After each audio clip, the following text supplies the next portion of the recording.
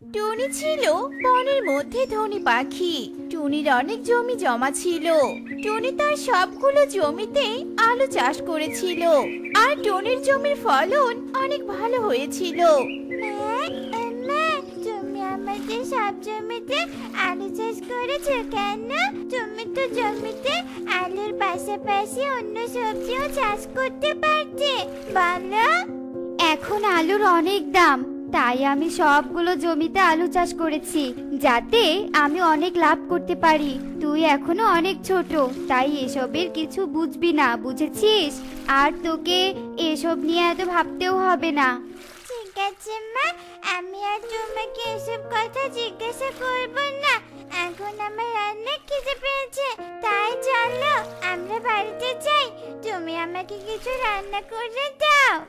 আচ্ছা ঠিক আছে, চল। মা চুকি, তুই তাড়াতাড়ি এই পায়েসটুকু খেয়ে পড়তে বস। আমি একটু বাজারে যাব, তুই আবার বাড়ি থেকে কোথাও যাস না, বুঝেছিস? আচ্ছা ঠিক আছে মা, তুমি বাজারে যাও, আমি কোথাও যাব না।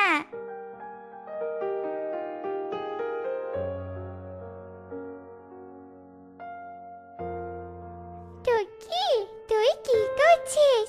আমাদের সাথে খেলবি তুই? তোরা খেলা করবে, কিন্তু মা তো আমাকে পড়তে বসতে বলেছে। আমি এখন পড়া পড়বো রে। টুকি, তুই একটু পরে পড়তে বসিস। আয়, আমরা একটু খেলা করে নেই। মাসিমা তো বাড়িতে নেই। মাসিমা আসার আগে আমি আর কুহু বাড়িতে চলে যাব। আচ্ছা ঠিক আছে, তবে আমরা ঘরের ভিতরে খেলা করি। এরপর টুকি পারুল ও কুহুকে নিয়ে খেলা করতে থাকে, আর এভাবে কিছুক্ষণ কেটে যায়। আর টুনি বাড়িতে এসে দেখে টুকি পারুলদের সাথে খেলা করছে। এ কি টুকি, আমি না তোকে পড়তে বসতে বলেছিলাম, আর তুই এই ছোট লোক পাখিদের ঘরে নিয়ে এসে খেলা করছিস? ঘরের কি অবস্থা করেছিস তুই? হ্যাঁ, তুই বেশি পেকে গিয়েছিস, তাই না? আসলে মা, আমার একটু খেলা করতে ইচ্ছে করছিল না, তাই ওদের সাথে খেলা করেছিলাম। তোকে না কতবার বলেছি ওই গরিব পাখিদের সাথে খেলা না করতে, আর তোরা এখনো এখানে দাঁড়িয়ে আছিস কেন?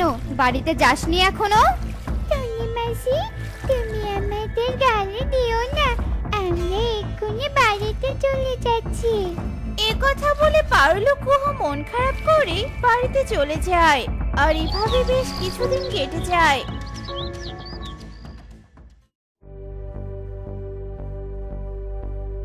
কিরে টুনি, তুই তো এবার অনেক লাভবান হবি। তোর সবগুলো জমিতেই তো তুই আলু চাষ করেছিস, আর এবার যে আলুর দাম, তাতে তুই লাভ করবি। আমি লাভ করব না তো তুমি লাভ করবে নাকি কাকুলি দিদি? আমি আবার কাকে কি বলছি? তোমার তো ঘর তোলার মতো জায়গায় নেই, তুমি আবার আলু চাষ করবে কি করে? তুমি তো একটা গরিব পাখি। টুনি, তুই আমাকে এভাবে বলছিস কেন? আমি তো তোকে ভালো কথাই বলেছি, আর তুই আমাকে এভাবে গরিব বলে অপমান করলি। দেখিস, তোর সবকিছু একদিন ধ্বংস হয়ে যাবে। তখন তুইও আমার মতো গরিব পাখি হয়ে যাবি। তখন দেখবো তোর এই বড়লোকি ভাব কোথায় থাকে। এসব বলে কাকুলি সেখান থেকে চলে যায়। আর টুনিও কিছু আলু তুলে বাজারে নিয়ে যায় বিক্রি করতে। আর এভাবে সেই দিন কেটে যায়। মা, ও মা, আমার না অনেক আলু ভাজি খেতে ইচ্ছে করছে। তুমি আমাকে আলু ভাজি করে দাও না মা। মা পারুল, এসব তুই কি বলছিস? তুই আলু ভাজি খাবি? কিন্তু এখন আমি আলু কোথায় পাবো রে মা? এখন যে আলুর অনেক দাম, আমাদের মতো গরিব পাখি কি আলু কিনতে পারে নাকি? মা টুকি, তোকে আমি শাক পাতা তুলে রান্না করে দিব। তুই শাক পাতা দিয়ে মজা করে ভাত খাবি, কেমন? না মা, আমি শাক পাতা দিয়ে ভাত খাবো না। আমি আলু ভাজি দিয়েই ভাত খাবো। তুমি আমাকে আলু ভাজি করে দাও, এটাই আমার শেষ কথা। এরপর পারুল মন খারাপ করে বাড়ি থেকে বেরিয়ে যায়। আর সুখী পায়রা বলতে থাকে, এখন যে আমি কি করে মেয়েটাকে বোঝাই, বুঝতেই তো পারছি না। এবারে তো টুনি ছাড়া আর কেউ আলু চাষ করে না। টুনির কাছ থেকে যদি কয়েকটা আলু চেয়ে নিয়ে আসি, তবে মেয়েটাকে আলু ভাজি করে খাওয়াতে পারবো। একথা ভেবে সুখী টুনির কাছে যায় আলু চাইতে। টুনি, আমি অনেক বড় বিপদে পড়ে তোর কাছে এসেছি। তুই দয়া করে আমাকে কয়েকটা আলু দিবি? পারুল আলু ভাজি খাওয়ার জন্য খুব জেদ করছে। কি, তুমি আমার কাছে আলু চাইতে এসেছো? তুমি ভাবলে কি করে আমি তোমাকে আলু দিব? তুমি জানো আলুর দাম কত? কখনো তো আলু কিনে খাওয়ার মতো সামর্থ্য তোমার হবে না, আর এসেছো আলু চাইতে? যাও বলছি এখান থেকে। টুনি, তুই আমাকে দয়া করে ফিরিয়ে দিস না রে বোন, ফিরিয়ে দিস না। সুখী দিদি, আমাকে বিরক্ত করো না তো, আমার অনেক কাজ আছে। তোমার এই ন্যাকা কান্না দেখলে আমার চলবে না। টুনির মুখে এমন কথা শুনে সুখী অনেক মন খারাপ করে আর সেখান থেকে চলে যায়। আর দূর থেকে মেঘ সবকিছু দেখতে পায়। এ কি, এই টুনি পাখি তো দেখছি অনেক দুষ্টু পাখি। পাখি হয়ে আরেকটা পাখিকে সাহায্য করলো না। ধনী পাখি বলে টুনির অনেক অহংকার, কিন্তু এই অহংকার আর বাড়তে দেওয়া যাবে না। এই টুনিকে একটা শিক্ষা দিতেই হবে। গরিব অসহায়দের সাহায্য না করলে কেমন লাগে, এটা এবার টুনিকে বোঝাতে হবে।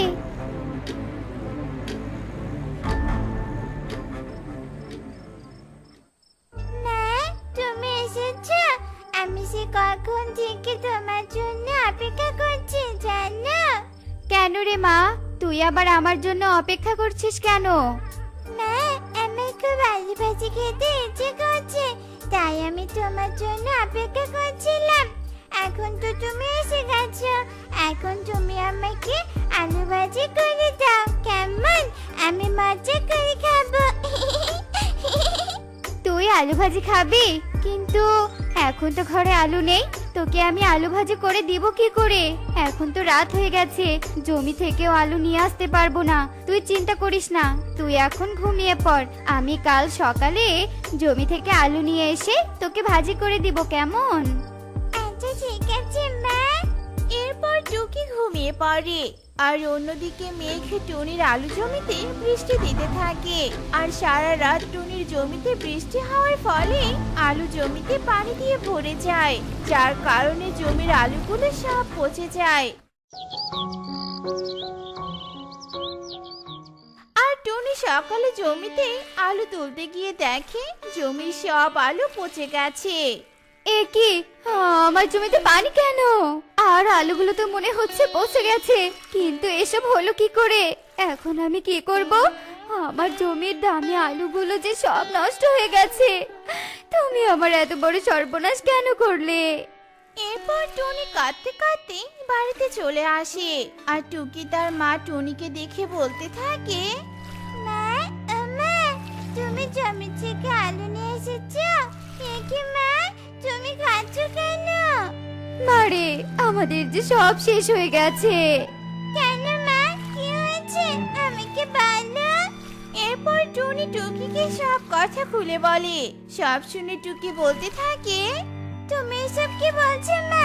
আমাদের জমি সব আলু নষ্ট হয়ে গেছে, তাহলে কি আমি আর আলু ভাজি খেতে পারবো না? মারে, আমি তোকে আর আলু ভাজি খাওয়াতে পারলাম না। একদিন আমি গরিব পাখিদের অপমান করে তাড়িয়ে দিয়েছিলাম, আর আজ আমি আমার মেয়েকে আলু ভাজি খাওয়াতে পারছি না। এখন তুই বুঝেছিস গরিব পাখি হলে কেমন লাগে? হে কি, মেঘ তুমি? হ্যাঁ আমি। তোর খুব অহংকার ছিল, তুই গরিব পাখিদের সামান্যটুকু সম্মান করতি না, তাই আমি তোকে শাস্তি দিয়েছি। তাই তোর জমির আলুগুলো পচে নষ্ট হয়ে গেছে। মেঘ, তুমি আমার জমির আলু নষ্ট করে দিয়েছো। তুমি আমার এত বড় সর্বনাশ কেন করলে? কারণ তোর অনেক অহংকার, তাই তুই ধ্বংস হয়ে যাবি। না, তুমি আমাকে এমন অভিশাপ দিও না। আমি তোমাকে কথা দিচ্ছি, আমি আর অহংকার করব না। এখন থেকে আমি সৎ পাখি ও ভালো পাখি হয়ে যাব। সত্যি বলছিস তুই ভালো পাখি হয়ে যাবি? হ্যাঁ মেঘ, আমি সত্যি বলছি। ঠিক আছে, তাহলে এখন থেকে তুই গরিব ও অসহায় পাখিদের সাহায্য করবি, ঠিক আছে? আর আমি তোর জমির আলুগুলো আগের মতো করে দিব, তুই কখনো লোভ করবি না। ঠিক আছে মেঘ, আমি আর কখনো লোভ করব না। এরপর মেঘ টুনির জমিতে আলু দিয়ে ভরিয়ে দেয় আর টুনি ভালো ও সৎ পাখি হয়ে যায় আর সুখে দিন কাটাতে থাকে। কি মজা কি মজা, আমার কলা গাছে সোনার কলা ধরেছে। বাবা মা কোথায় তোমরা? তাড়াতাড়ি এদিকে এসে দেখে যাও, আমার কুড়িয়ে পাওয়া কলা গাছে সোনার কলা ধরেছে। এই রে, সন্ধ্যা হয়ে এলো বলে আজ তো মা আমাকে ভীষণ বকবে। আর এক মুহূর্ত দেরি করা উচিত হবে না, আমাকে এক্ষুনি বাসায় ফিরে যেতে হবে। এসব কথা বলে টুনটুন উড়াল দেয় আর টুনটুন দ্রুত বাসায় চলে যায়। টুনটুন তার মা টুনি আর বাবা টোনার সাথে থাকতো। টোনা টুনির অভাব অনটনের সংসার। টোনা সামান্য দিনমজুরের কাজ করে তার সংসার চালাতো। এই মুখপুরি, এই কোথায় গিয়েছিলি তুই? হ্যাঁ, সারাদিন কোথায় টোটো করে ঘুরিস বলতো আমাকে? সারাদিন টোটো করে না বেরিয়ে তো আমার কাজে একটু সাহায্য করতে পারিস নাকি? মা, আমি বাসায় আসতে না আসতে তুমি বকতে শুরু করে দিলে। আমি এখনো কত ছোট, আমি কি আর তোমার মতো সংসারের কাজ করতে পারি বলো? তা পারবি কেন? তুই তো শুধু টোটো করে ঘুরতেই জানিস। তোর বাবার এমন অভাবের সংসার, আর তোর মতো দোষী মেয়ে আমার জীবনটা একেবারে বরবাদ করে ছাড়লো। ঈশ্বর, এদের কবল থেকে তুমি আমাকে তুলে নাও, ঈশ্বর তুলে নাও। এসব কথা বলে টুনি রেগে সেখান থেকে চলে যায়। আর তখনই টোনা বাজার করে বাড়িতে ফিরে আসে। মারে, বাজারের ব্যাগটা তাড়াতাড়ি নে তো, খুব ক্লান্ত লাগছে। আর হ্যাঁ, তাড়াতাড়ি এক গ্লাস জল নিয়ে আয় তো মা, বড্ড পিপাসা লেগেছে আমার। সে না হয় নিয়ে আসছি বাবা, কিন্তু বাবা তুমি যে কচু কিনে এনেছো, এই কচু দেখলেই তো মায়ের মাথায় রক্ত উঠে যাবে। মা রাগারাগি করা শুরু করবে বাবা। কিন্তু কি করব মা বলতো, আজকাল তেমন আয় রোজগার হচ্ছে না, ভালো মন্দ বাজার করার মতো টাকা আমার হাতে নেই রে সোনা। টোনার কথা শেষ হতে না হতে টুনি সেখানে আসে। আর টোনার কথা শুনে টুনি বলতে থাকে, তোমার হাতে তো কোনো কালেই টাকা থাকে না, তুমি তো কোনো কালেই মাছ মাংস কিনতে পারো না। কচু আর শাকসবজি তো আমাদের জাতীয় খাবার হয়ে গেছে। তবে আমি আর কিচ্ছু বলবো না, আজ তোমাকে এই কচুই রেঁধে খাওয়াবো আমি। এসব কথা বলে টুনি টুনটুনের কাছ থেকে বাজারের ব্যাগটা কেড়ে নিয়ে যায়। আর টুনটুন জল এনে টোনাকে খেতে দেয়। এভাবেই যাচ্ছিল টোনা টুনি আর টুনটুনের দিন। আরে আরে, এটা কি? এটা তো দেখছি একটা কলা গাছের চারা। এতদিন তো জানতাম কলা গাছের চারা সবুজ হয়, কিন্তু আজ তো দেখছি কলা গাছের চারা সোনালী হয়ে গেছে। এটা কি সোনার কলা গাছের চারা নাকি রে বাবা? সে যাই হোক বাপু, আমি এই কলা গাছের চারাটা নিয়ে যাই। এটা বরং আমি বাসার পাশে রোপণ করব। এসব কথা বলে টুনটুন কলা গাছের চারাটা কুড়িয়ে নেয় আর সেই চারাটা নিয়ে বাসার পাশে রোপণ করে। কি ব্যাপার রে টুনটুন, ওদিকে কি করছিস বলতো? তাড়াতাড়ি আমার এখানে আয়, আর সবজিগুলো কেটে নে তো একটু, আমি রান্না করব। কি রে টুনটুন, কি হলো? আসছি মার, চিৎকার করো না তো, আমি এক্ষুনি তোমার সব সবজি কেটে দিচ্ছি, তবুও চিৎকার করো না। এসব কথা বলে টুনটুন দ্রুত এক বালতি জল নিয়ে আসে আর সেই জল কলা গাছের গোড়ায় দেয়। তারপর টুনটুন টুনির কাছে যায়। এমন লক্ষ্মীমন্ত মেয়ের মতো আমার কাছে সাহায্য করলেই তো পারিস। তা বলছি টুনটুন, তুই বাড়ির পিছনে কি করলি বলতো? তেমন কিছু না মা, আসলে আজ বাসায় বেরোর সময় আমি রাস্তার পাশে একটা কলা গাছ কুড়িয়ে পেয়েছিলাম, সেই কলা গাছটাই আমি বাসার পাশে রোপণ করেছি। আরে বাহ, তোর তো দেখছি ভালোই বুদ্ধি হয়েছে। তা বলছি, তোর দ্বারা তো কখনো ভালো কিছু হয়নি। এই কুড়িয়ে পাওয়া কলা গাছ যেন আবার অমঙ্গল ডেকে না আনে, এই আমি বলে রাখলাম। টুনির কথা শুনে টুনটুন চুপ হয়ে যায়। আর দেখতে দেখতে বেশ কিছুদিন কেটে যায়। বাবা, আমার কুড়িয়ে পাওয়া কলা গাছটা তো বেশ বড় হয়েছে, আর কটা দিন গেলেই তো আমার এই কলা গাছে কলাও ধরবে। এখন কলা গাছের যত্ন নেওয়া আরো বাড়িয়ে দিতে হবে। এসব কথা বলে টুনটুন কলা গাছের গোড়ার আগাছাগুলো পরিষ্কার করে দেয় আর আবার কলা গাছের গোড়ায় জল দেয়। আর কিছুদিন পরেই টুনটুনের কলা গাছে সোনার কলা ধরে। এ দেখে তো টুনটুন অনেক খুশি ছিল। কি মজা কি মজা, আমার কলা গাছে সোনার কলা ধরেছে। বাবা মা কোথায় তোমরা? তাড়াতাড়ি এদিকে এসে দেখে যাও, আমার কুড়িয়ে পাওয়া কলা গাছে সোনার কলা ধরেছে। টুনটুনের চিৎকার শুনে টোনা টুনি সেখানে আসে। আর সোনালী কলা গাছে সোনার কলা দেখে তো টোনাটুনি ভীষণ অবাক হয়। কি রে টুনটুন, এটাই কি তবে তোর কুড়িয়ে পাওয়া কলা গাছ? আমি তো এতদিন ধরে তোর কলা গাছটা দেখিনি। এই কলা গাছটা সোনালী রঙের, আবার কলাও ধরেছে সোনার। আমি তো কিছুই বুঝতে পারছি না রে মা। গিন্নি, আমারও তো মাথায় ঢুকছে না কোনো কিছু। এমন কলা গাছও হয় তা তো আমার জানা ছিল না।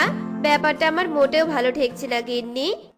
এসব কথা বলে টোনাটুনি একে অন্যের মুখের দিকে তাকাতে থাকে।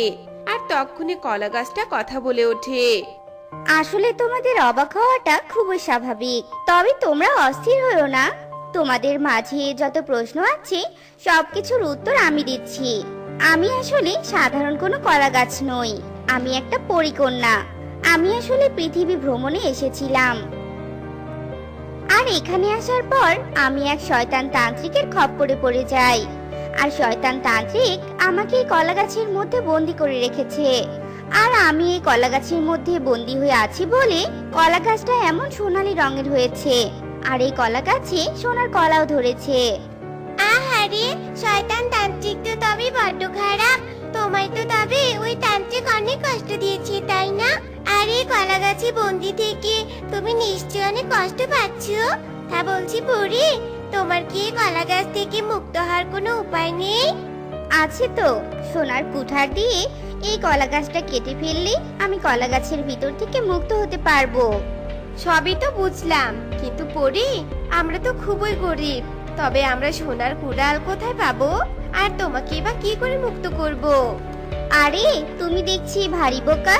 তোমরা তো এই সোনার কলার সাহায্যে সোনার কুঠার আনতে পারো, আর আমাকেও মুক্ত করতে পারো। পরের কথা শুনে টোনা সবটা বুঝতে পারে। আর টোনা কলা গাছ থেকে দুটো সোনার কলা নিয়ে বাজারে যায়। আর সোনার কলা দিয়ে স্বর্ণকারের কাছ থেকে সোনার কুড়াল বানিয়ে নিয়ে আসে। এই তো বাবা সোনার কুড়াল বানিয়ে নিচ্ছে। তবে আর দেরি কেন বাবা, তাড়াতাড়ি তুমি ওই সোনার কুড়ালটা দিয়ে কলা গাছটিকে কেটে ফেলো। আমার তো পরীকে দেখতে ভীষণ ইচ্ছে করছে বাবা। এরপর টোনা সোনার কুড়াল দিয়ে কলা গাছটা কেটে ফেলে। আর কলা গাছটা দ্বিখণ্ডিত হওয়ার সাথে সাথে কলা গাছের ভেতর থেকে মিষ্টি একটা পরিকন্যা বেরিয়ে আসে। তোমরা আমার বড় উপকার করলে। আমি তো কলা গাছের মধ্যে বন্দি থেকে ভীষণ কষ্ট পাচ্ছিলাম। অবশেষে আজ সেই কষ্ট থেকে আমি মুক্তি পেলাম। এজন্য আমি সব সময় তোমাদের কাছে কৃতজ্ঞ থাকব। আর হ্যাঁ, এই সব সোনার কলা তোমাদের। এসব দিয়ে তোমরা খুব ভালোভাবে দিন কাটাতে পারবে। এইসব কথা বলে পরিকন্যা চলে যায়। আর সোনার কলার কাঁধে নিয়ে টোনাটুনি আর টুনটুন বাসা ফিরে যায়। আর কলা গাছগুলোর সাহায্যে টোনাটুনি ও টুনটুন বেশ ভালোভাবেই দিন কাটাতে শুরু করে। তো বন্ধুরা, আমাদের আজকের এই গল্পটি তোমাদের কাছে কেমন লেগেছে তা কমেন্টে জানাতে ভুলো না কিন্তু। সৎ মায়ের আদর। বৃন্দাবন জঙ্গলে এক টোনা পাখি তার একমাত্র মেয়ে টুনটুনকে নিয়ে বাস করত। টোনার স্ত্রী টুনি টুনটুন জন্মের পরপরই মারা যায়। তখন থেকে টুনটুনকে টোনা একাই বড় করে তুলছে। মা ছাড়া বড় হলেও টুনটুনের মনে একটাই দুঃখ ছিল, আর তা হলো টুনটুন জন্ম থেকে কথা বলতে পারতো না। মা টুনটুন, মা টুনটুন, এই তো আমার লক্ষ্মী মেয়েটা। একা একা এখানে খেলছিস বুঝি? তা খাবার দাবার কিছু খেতে হবে না নাকি শুনি? আয় তো মা আয়, আমি তোকে খাবার খাইয়ে দেই। এরপর টোনা টুনটুনকে খাবার খাইয়ে দিতে থাকে। এমন সময় টোনার বন্ধু কবুতর সেখানে আসে আর টোনাকে বলতে থাকে, টোনা, এই টোনা, তুই এখানে তোর মেয়েকে খাবার খাইয়ে দিচ্ছিস? ওইদিকে যে কাজে যেতে দেরি হচ্ছে সেটা কে বলবে শুনি? শোন, মালিক কিন্তু আমাদের মাইনে কাটবে, বুঝতে পেরেছিস? তখন কি করবি তুই বলতো? তুই একদম ঠিক কথাই বলেছিস কবুতর। সত্যি কদিন পর পর আমি কাজে দেরি করে যাচ্ছি। কি আর করব বল, মেয়েটাকেই বা কে দেখে রাখে? তোকে কতবার বলবো যে একটা বিয়ে কর, বিয়ে কর, তাহলে তোর সংসার আর সন্তান দুটোই সামলাতে পারবে। সেটা কি আর আমি ভাবিনি কবুতর, কিন্তু নতুন বউ এসে যদি আমার মেয়েটাকে ভালো না বাসে তখন কি হবে বলতো? মেয়েটা তো আমার কথাও বলতে পারে না। যদি অত্যাচার করে তাহলে তো মেয়েটা আমাকে বলেও দিতে পারবে না রে। আরে ধুর বোকা, অত ভাবলে কি আর চলে বল? ঈশ্বরের ওপর বিশ্বাস রাখ, দেখবি টুনটুনের সাথে ভালোটাই হবে। এবার তবে তাড়াতাড়ি কাজে চল তো, দেরি হয়ে যাচ্ছে। এরপর কবুতর আর টোনা কাজে চলে যায়। এভাবেই দিন কাটছিল। এদিকে টোনা অনেক ভাবনা চিন্তার পর মেয়ের কথা চিন্তা করে মুন্নি নামের একটা পাখিকে বিয়ে করে আনে। মুন্নিকে দেখে টুনটুন অনেক খুশি হয় আর মনে মনে বলতে থাকে, হাই ঈশ্বর, তুমি দেখো আমার সৎমা যেন আমাকে অনেক ভালোবাসে। আমি এমন এক অভাগিনী যে মা বলে ডাকতেও পাচ্ছি না। টুনটুন যখন এসব ভাবছিল এমন সময় মুন্নি টুনটুনকে বুকে জড়িয়ে নেয় আর বলতে থাকে, মারে টুনটুন, আমি তোর বাবার কাছে সবটা শুনেছি। তুই কোনো চিন্তা করিস না মা, আজ থেকে আমি তোর নিজের মায়ের মতোই হয়ে থাকবো রে মা। তুই আর কখনো মায়ের অভাব বুঝবি না। মুন্নির এমন কথা শুনে টোনা আর টুনটুন ভীষণ খুশি হয়। এভাবেই দিন কাটতে থাকে।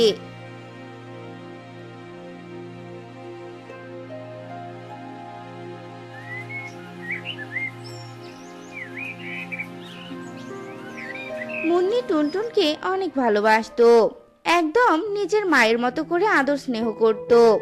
এসব দেখে টোনাও অনেক খুশি ছিল। একদিন কাকুলি কাকা আসে মুন্নির কাছে আর সে বলতে থাকে, কোথায় নতুন বউ কোথায়? দেখি তো দেখি। ও মা, টুনটুনকে খাইয়ে দিচ্ছে। বসুন দিদি বসুন। আসলে আমি তো নতুন এসেছি, তাই কাউকে তেমনটা চিনি না। আসলে আমার নাম কাকুলি, এই পাশে আমার বাড়ি গো। আমাকে কাকুলি দিদি বলেই রাখতে পারো। আচ্ছা ঠিক আছে দিদি। এরপর কাকুলি আর মুন্নি বেশ কিছুক্ষণ গল্প করতে থাকে। গল্প করতে করতে এক পর্যায়ে কাকুলি মুন্নিকে বলতে থাকে, শোনো মুন্নি, এই টুনটুন কিন্তু তোমার সতীনের মেয়ে, তাই ওকে একদম মাথায় তুলবে না, কেমন? পর সব সময় পরই থাকে, দেখবে বেশি মাথায় তুললে একদিন ঘাড় ধাক্কা দিয়ে তোমাকে এই বাড়ি থেকে বের করে দিবে। ছি ছি দিদি, এতটুকু বাচ্চা মেয়ের নামে এভাবে কথা বলছো তুমি? ও তো আমার নিজের মেয়ের মতোই। ওকে যদি আমি নিজের মেয়ের মতো ভালোবাসা দেই, তাহলে ও কখনো আমার সাথে খারাপ ব্যবহার করবে না। এসব বলে মুন্নি টুনটুনকে আবারও বুকে জড়িয়ে নেয় আর কাকুলি মনে মনে বলতে থাকে, নতুন বউ হয়ে খুব কথা বলা হচ্ছে তাই না? এদিকে আবার সৎমা হয়ে ভালোবাসা দেখাতে এসেছে। তোকে তো আমি কিছুতেই সুখে থাকতেই দিব না। কাকুলি এসব মনে মনে বলে সেখান থেকে চলে যায়। এভাবেই দিন কাটতে থাকে। দুই মামির ভালোবাসা দেখে টোনাও অনেক খুশি হতো। এভাবেই দিন কাটছিল। এদিকে কাকুলি একদিন টোনাকে বলতে থাকে, টোনা দাদা, ও টোনা দাদা, শোনো গো শোনো, বিয়ে তো করেই এনেছো, কিন্তু তোমার নতুন বউ মুন্নি যে টুনটুনের উপর অত্যাচার করে, সে খেয়াল কি তোমার আছে বলো তো? তুমি এসব কি বলছো কাকুলি? এটা আমি কিছুতেই বিশ্বাস করি না, বুঝেছো? কারণ আমি জানি মুন্নি টুনটুনকে অনেক ভালোবাসে। ভালোবাসে না তো ছাই। শোনো, তোমাকে দেখিয়ে দেখিয়ে ওসব ভালোবাসা দেখায়, বুঝতে পেরেছো? কিন্তু তুমি বাড়িতে না থাকলে টুনটুনকে দিয়ে ওই মুন্নি সব কাজ করিয়ে নেয়। তোমার ওই বোবা মেয়ে কি আর নালিশ করতে জানে বলো? সে তো মাথা দিয়ে ইশারা করে বোঝাতে পারে না। কাকুলি কাকির এমন কথা শুনে টোনা অনেক রেগে যায় আর কাকুলির কথা বিশ্বাস না করে কাকুলিকে কথা শুনিয়ে চলে যায়। আর বাড়িতে গিয়ে দেখে মুন্নি টুনটুনের মাথায় জলপট্টি দিয়ে দিচ্ছে। এ কি মুন্নি, তুমি মেয়ের মাথায় জলপট্টি দিয়ে দিচ্ছ কেন? কি হয়েছে টুনটুনের? এই দেখো না টোনা, মেয়েটার ভীষণ জ্বর এসেছে। সে কখন থেকে জলপট্টি দিয়ে দিচ্ছি, কিন্তু জ্বর কমার কোনো নামই নেই। আচ্ছা ঠিক আছে, তুমি মেয়ের খেয়াল রাখো, আমি ঔষধ কিনে আনছি, কেমন? এসব বলে টোনা মেয়ের জন্য ঔষধ আনতে যায় আর মুন্নি মেয়ের খেয়াল রাখে। এভাবে দিন পেরিয়ে রাত হয়ে যায়। মুন্নি সারাদিন না খেয়ে টুনটুনের যত্ন নিতে থাকে। মুন্নি, এবার তো এক মুঠো খাবার খেয়ে নাও। সারাটা দিন একটু দানা পানিও মুখে দাওনি, মেয়েটার যত্ন নিয়েই যাচ্ছ। তোমাকেও তো সুস্থ থাকতে হবে, তাই না? না টোনা, মেয়েটার এমন অবস্থা দেখি আমার গলা দিয়ে কোনো খাবার নামবে না। আগে মেয়েটা সুস্থ হোক, তারপর মা মেয়ে মিলে একসাথে খাবো। সত্যি মুন্নি, আমার মেয়ের ভাগ্যটা অনেক ভালো যে সে তোমার মতো একটা মা পেয়েছে। টোনা যখন মুন্নিকে এভাবেই বলছিল, এমন সময় অসুস্থ টুনটুন মনে মনে ভাবতে থাকে, সত্যি আমি ভাগ্য করে এমন মা পেয়েছি, আমাকে এত ভালোবাসা দেয় মা। এভাবেই সুখে শান্তিতে ওদের দিন কাটতে থাকে।